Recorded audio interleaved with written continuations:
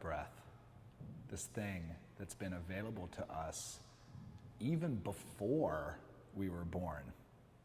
Yet we forget that it is the key behavior and strategy that we can use to calm our minds and calm our bodies effectively, whether in times of stress, chaos, or some other tornado of experience. The breath is always our eye of the storm.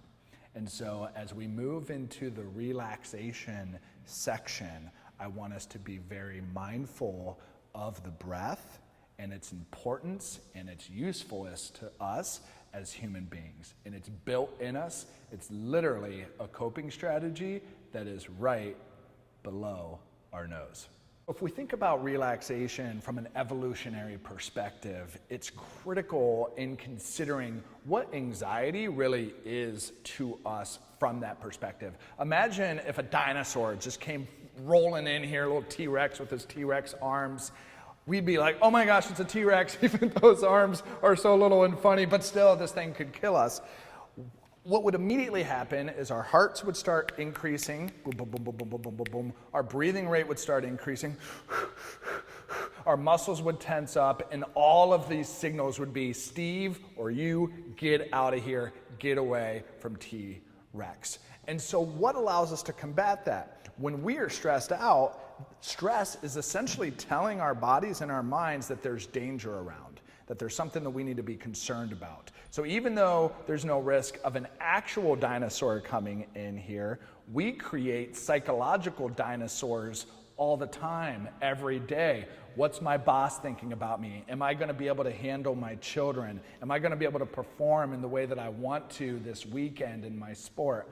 All of these are psychological dinosaurs that even though there's no physical threat, our body and our mind and our experience responds in a very similar type of way.